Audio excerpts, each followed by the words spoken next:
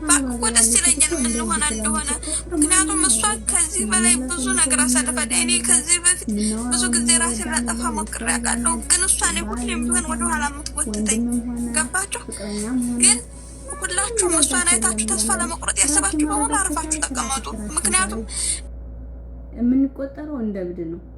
እብድ ደግሞ አውርቶ ለፍልፎ እኔ እኮ ጤነኛ ነኝ ብሎ ቢያወራ እብድነትህን አረጋግጠናል። እብድና እንጂ የሚባለው ማንም የሚረዳው ሰው የለም። ስለዚህ ራሳችሁን ተረዱ። በቃ ለማንም ሳይሆን መኖር ያለባችሁ በአሁኑ ሰዓት ለራሳችሁ ብቻ ነው።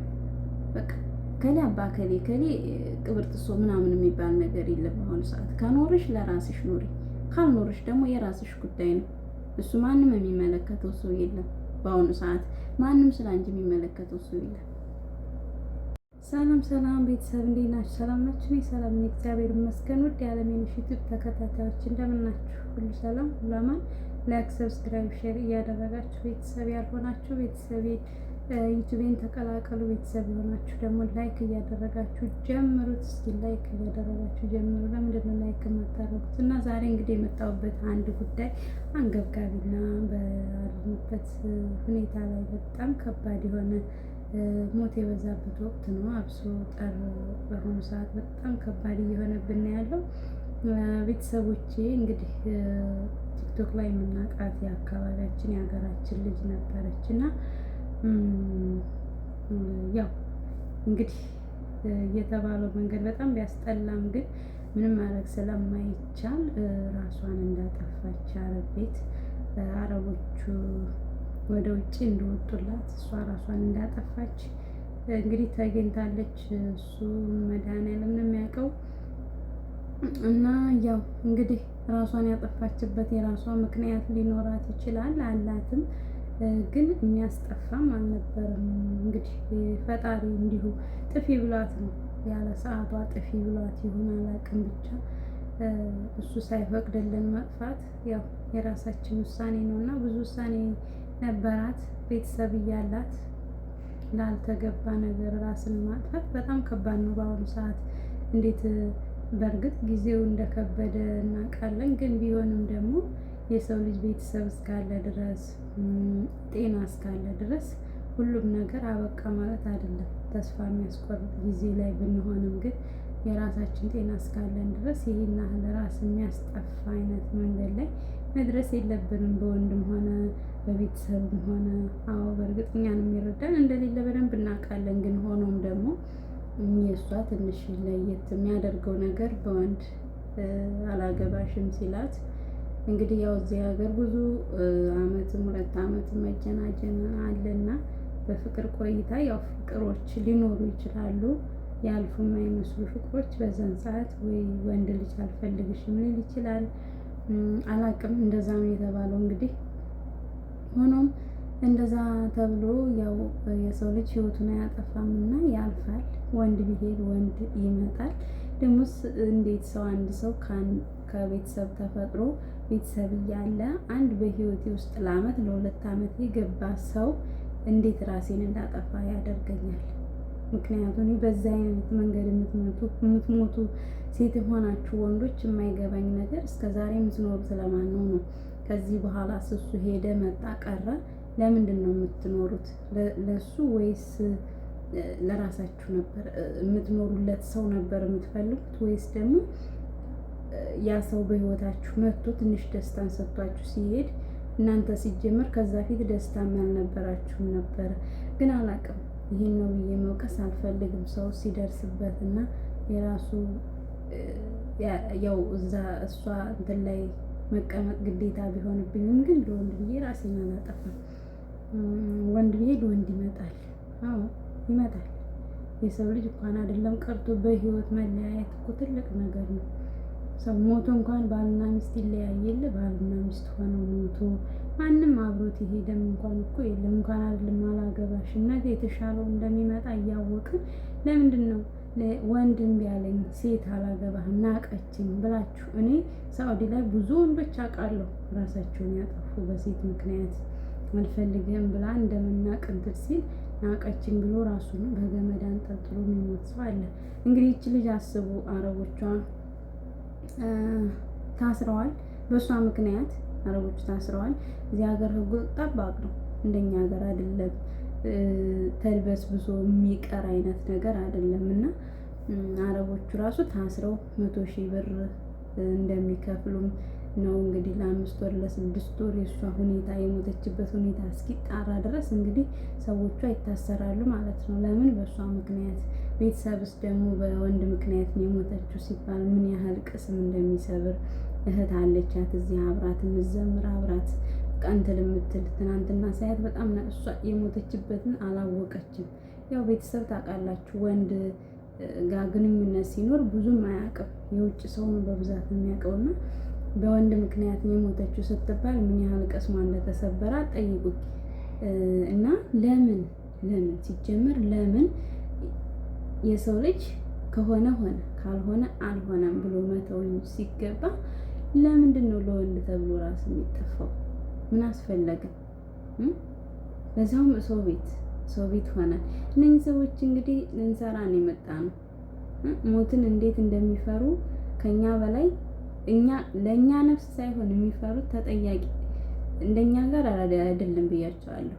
ሞትን አይደለም እነሱ የሚፈሩት ወይም ለእኛ ነፍስ አይደለም የሚያስቡት፣ ግን ቅጣቱን የሚመጣባቸውን ቅጣት ስለሚያውቁ በጣም ነው የሚፈሩት። በጣም ሞት ማለት ነው። እኔ ባለፈው እዚህ ሰዎች አንድ ልጅ አምጪልኝ ብለውኝ አክስቴን ወሰድኳት እና ልቧን ያማታል። ደረጃ ምናምን ስትወጣ እፍን ያደርጋትና ትቆማለች። ከዛ ያው ለቀቀች። እነሱም አልፈለጉም ነበረ። ከዛ ምን ብትለኝ ሴትዮዋ ከዛ ምን ሆና ነው ምናምን ስትለኝ አይ ልቧን ያማታል ምናምን ስላት ምን እንዳለችኝ አይ አልሐምዱሊላህ ነው ያለችኝ። ለምን ስላት እንኳንም ሳሞትብኝ ወጣች ነው ያለችው። እንግዲህ ስለሷ ምናምን አይደለም እነሱ የሚያስቡት፣ አረብ ማሰቢያ እንደሌለው እናውቃለን። ግን ቢሆንም ደግሞ ለእነሱ ማዛ ከምንሆናቸው ሰርተን ወጥተን ካልሆነ ለምን እዛው የምናርፍበት ቦታ መሞትም ከፈለጋችሁ እዛው ሞቱ እንዴ። አሁን እንግዲህ ስንት አረብ ነው የሚጠራጠረው? ከእንግዲህ ወዲያ አስቡት። እናስ ደግሞ እዚህ ጋር ይቺ ልጅ አሁን እንግዲህ ለእሷ መላኪያ እዚህ ሀገር ደግሞ ክርስቲያን ከሆናችሁ አይቀብሩ አሉ። ክርስቲያን የሆነ ሰው አይቀብርም አሉ እዚህ ሀገር። እንግዲህ ይሄ አስክሬን እስኪላክ 7 ወር 8 ወር ይፈጃል። ዛሬ ኢቃማ ያለው እንኳን ፈርቶ ነው የሚኖረው እዚህ ሀገር። እንደ ልብ ወረቀት አለኝ ቅብጥሶ ብሎ እንደፈለገ ፈሽ የለም እዚህ ሀገር ማለት ነው። በጣም ከባድ ነው፣ ጥብቅ ነው ህጉ። እናም ደግሞ ደግ አረገ ያጥብቀው፣ ደስ ይላል። ይሄ ይችል እንግዲህ እስከምትላክ ድረስ አስክሬኗ እስኪላክ ድረስ 7 ወር 8 ወር ፍሪ ውስጥ ተቀምጦ በህግ ደረጃ ያ ተመርምሮ እስከሚያልቅ ድረስ ነው እነኚህ ሰዎችም አሰሪዎቹ እስር ቤት ያሉ የሚቀመጡት። እንግዲህ 100,000 ሪያል ካሳ ከፍለው ነው የሚወጡት እንግዲህ የተባለው ማለት ነው።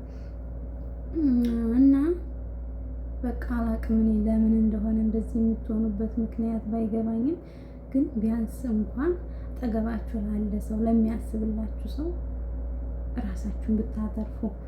ትናንትና መጣ ብላችሁ ለሱ ከምትሞቱ አብራችሁ የኖረን ሰው ወይም ወላጅ ቤተሰቦቻችሁን፣ ወላጅ እናት አባቶቻችሁን፣ እህት ወንድሞቻችሁን ከማስከፋት ከማሳዘን፣ ቅስም ከመስበር ቢያንስ የተቻላችሁን ለዛ 2 ዓመት 2 ወር 3 ወር ህይወታችሁ ገብቶ ካመሰቃቀለባችሁ ሰው ለምን እነኚህኞቹ አብረዋችሁ ይኖሩት የወለዷችሁ ለምን ለነሱ አትኖሩ?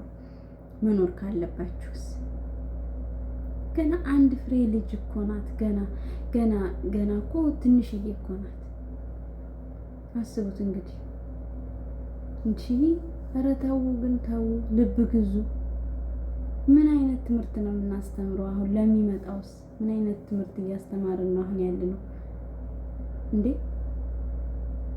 እንደዚህ ተሆኖ እስከ መቼ ድረስ? ለወንድ ለሴት ብላችሁ የምታጠፉ ሰዎች ለራሳችሁ ህይወት ቢያሳስባችሁ እንኳን ለቤተሰብ አስቡ። ምንም ቢሆን ለእንደዚህ ነው የራሷን ያጠፋችሁ ሲባል ምን ያህል እንደሚያናድድ አስባችሁታል? ሞት አይቀርም፣ ይሞታል። ግን ቢያንስ ከፈጣሪ እስኪመጣ ጠብቁ። እኔ ከሁሉም ኮሜንታተሮች ናችሁ በጣም ያሳዘናችሁ። ሌላው ምንም አላሳዘነኝም። ሁሉም ሞትን ፍለጋ ነው ያለበት መንገድ ሁሉም። እኔም በሞቱ እኔም ተገላገልሽ እንጂ ነፍስ ይማር የሚል ኮሜንት የለም በሞላ ቲክቶክ ላይ። ዛሬ ወዴት እየሄድን ነው ጎበዝ? እንዲህ ራሳችሁን ካልፈለጋችሁት ሀገር አገቡ። ይህ ሀገሩ ከመረራችሁ እኮ ሀገር መግባት ትችላላችሁ። ግዴታ እኮ እዚህ የመቀመጥ ግዴታ እኮ የለባችሁም። እዛ ሄዳችሁ አንዱን አግብታችሁ የምትፈልጉትን አይነት ኑሮ ባትኖሩ እንኳን የተሻለ ኑሮ እየኖራችሁ ለምን እየወለዳችሁ አትቀመጡም? እዚህ የተመጣው ገንዘብ ፍለጋ እስከሆነ ድረስ እኔ ገንዘብ አልፈልግም፣ ሰላም ነው የምፈልገው፣ መጨናነቅ አልፈልግም፣ አሚሮ እንዲበጠበጥ አልፈልግም የምትሉ ከሆናችሁ ደግሞ ሀገር መግባት ነው እኮ። ሀገር ገብታችሁ የተሻለም ሆነ ያልተሻለ ነገር የምትኖሩትን ኑሮ አየር እየነፈሰባችሁ መኖር ትችላላችሁ እኮ። ለምን ሲጀመር ለምን ትመጣላችሁስ? ይሄን ካልቻላችሁ እዚህ ሀገር አሚሮ እንደሚነካ እኮ እናውቃለን። ጭንቅላት እንደሚነካ በደንብ እናውቃለን። እዚህ ጋር የታዘዝነውን እኮ በቅጽበት እንደምንረሳ በአሁኑ ሰዓት ያለንበት ሁኔታ ሁላችንም እናውቃለን። አንዴ የተነገርነውን 2-3 ጠይቀን በአሁኑ ሰዓት ምን ታስታውሻለሽ ብሉኝ ምንም አላስታውስም። ፈጣሪን የምለምነው ልጄን እንኳን እንዳረሳት ብዬ ፈጣሪን እለምነዋለሁ በአሁኑ ሰዓት አሁን ባለሁበት ታይም ማለት ነው እንጂ ሁሉም ሰው መኖር ፈልጎ ወይም ደግሞ አይደለም የሚኖረው። ግን መኖር ደግሞ ፈጣሪ እስካለልን ድረስ ግዴታ እኔ መሞት አልፈልግም እንዴ መኖር እፈልጋለሁ። የለፋሁበትን ወይም ደግሞ የደከምኩበትን ነገር አረፍ ብዬ የራሴን ህይወት፣ የራሴን ልጆች፣ የራሴን ቤተሰብ ማስተዳደር እፈልጋለሁ። ሞትን አልመኝም እንዴ በስማ ኧረ ተው በቃችሁ፣ ይበቃችኋል እንዴ።